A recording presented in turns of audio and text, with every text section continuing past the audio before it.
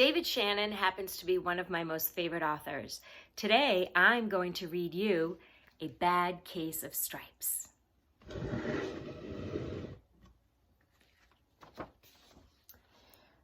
Camilla Cream loved lima beans, but she never ate them. All of her friends hated lima beans, and she wanted to fit in. Camilla was always worried about what other people thought of her. Today, she was fretting even more than usual. It was the first day of school, and she couldn't decide what to wear. There were so many people to impress. She tried on 42 outfits, but none seemed quite right. She put on a pretty red dress and looked in the mirror, and then she screamed.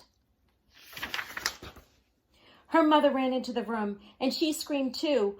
"Oh, my heavens," she cried, "you're completely covered with stripes." This was certainly true. Camilla was striped from head to toe. She looked like a rainbow. Mrs. Cream felt Camilla's forehead. "Do you feel all right?" she asked. "I feel fine," Camilla answered, "but just look at me." "You get back in bed this instant," her mother ordered. "You're not going to school today." Camilla was relieved. She didn't want to miss the first day of school, but she was afraid of what the other kids would say. And she had no idea what to wear with those crazy stripes.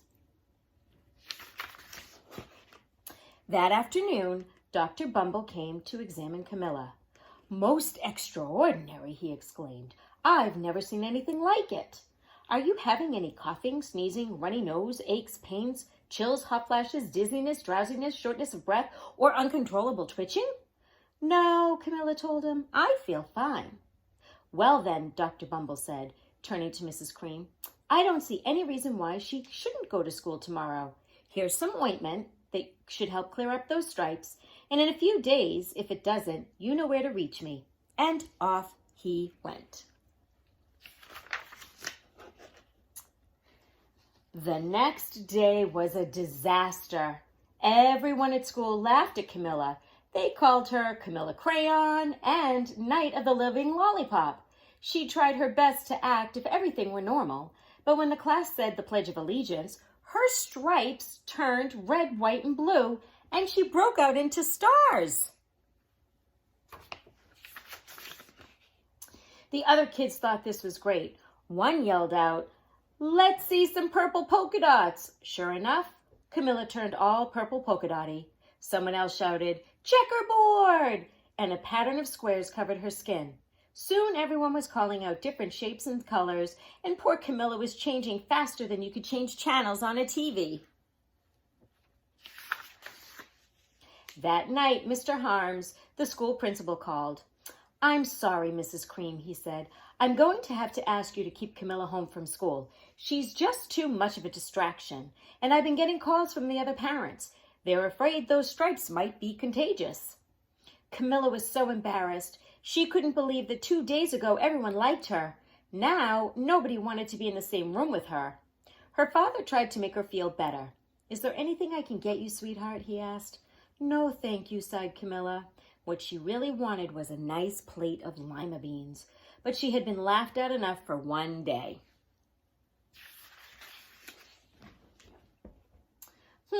Well, yes, I see," Mr. Bumble said when Mrs. Cream phoned the next day.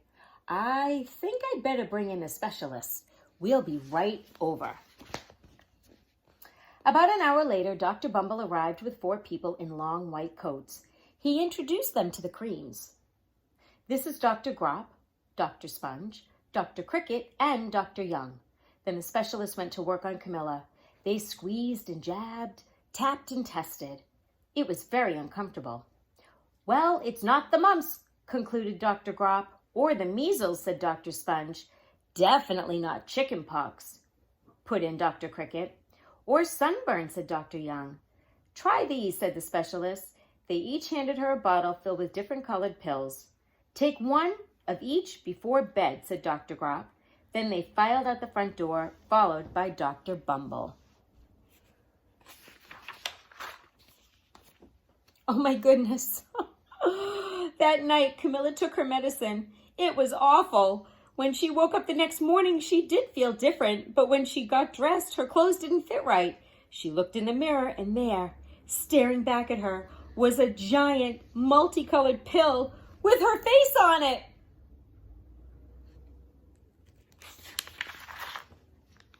Dr. Bumble rushed over as soon as Mrs. Cream called, but this time, instead of the specialists, he brought the experts.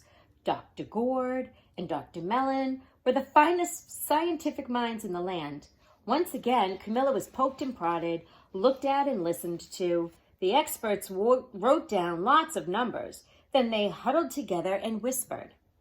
Dr. Gourd finally spoke. "It might be a virus," he announced with authority. Suddenly, fuzzy little virus balls appeared all over Camilla. "Or possibly some form of bacteria," said Dr. Mellon. Out popped squiggly little bacteria tails. "Or it could be a fungus," added Dr. Gourd. Instantly, Camilla was covered with different colored fungus blotches. The experts looked at Camilla and then at each other. "We need to go over these numbers again back at the lab," Dr. Gourd explained. "We'll call you when we know something." But the experts didn't have a clue, much less a cure.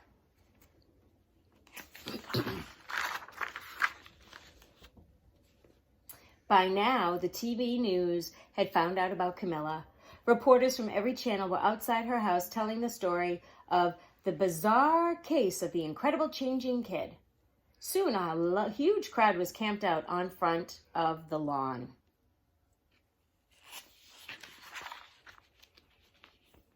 The Creams were swamped with all kinds of remedies from psychologists and allergists and herbalists, nutritionists, psychics, and an old medicine man, a guru, even a veterinarian.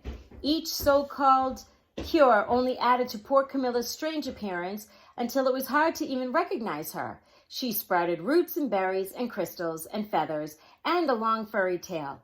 But nothing worked.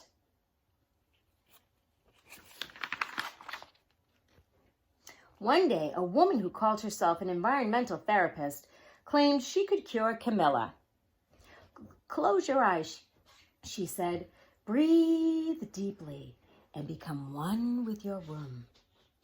"I wish you hadn't said that," Camilla groaned. Slowly, she started to melt into the walls of her room. Her bed became her mouth. Her nose was a dresser. And 2 paintings were her eyes. The therapist screamed and ran from the house. "What are we going to do?" cried Mrs. Cream. "It just keeps getting worse and worse." And she began to sob. At that moment, Mr. Cream heard a quiet little knock at the front door. He opened it, and there stood an old woman who was just as plump and sweet as a strawberry. "Excuse me," she said brightly, "but I think I can help."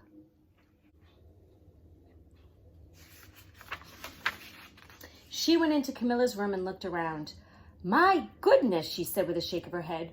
"What we have here is a bad case of stripes, one of the worst I've ever seen."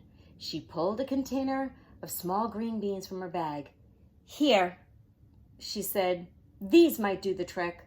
"Are those magic beans?" asked Mrs. Cream. "Oh my, no," replied the kind old woman. "There's no such thing. These are just plain old lima beans." "I bet you'd like some, wouldn't you?" she asked Camilla. Camilla wanted a big, heaping plateful of lima beans more than just about anything, but she was still afraid to admit it. "Yuck," she said. "No one likes lima beans, especially me." "Oh dear," said the old woman sadly. "I guess I was wrong about you." She put the beans back in her bag and started toward the door. Camilla watched the old woman walk away. Those beans would taste so good, and being laughed at for eating them was nothing compared to what she had been going through. Finally, she couldn't stand it. "Wait," she cried. "The truth is, I really love lima beans." "I thought so," the old woman said with a smile. She took a handful of beans and popped them into Camilla's mouth. "Mmm," said Camilla. And suddenly the branches, feathers, and squiggly tails began to disappear. Then the whole room swirled around, and when it stopped, there stood Camilla, and everything was back to normal. "I'm cured," she shouted. "Yes," said the old woman. "I knew the real you was in there somewhere." She patted Camilla on the head. Then she went outside and vanished into the crowd. Afterward, Camilla wasn't quite the same. Some of the kids at school said she was weird, but she didn't care a bit. She ate all the lima beans that she wanted, and she never even had a touch of Stripes again. The end.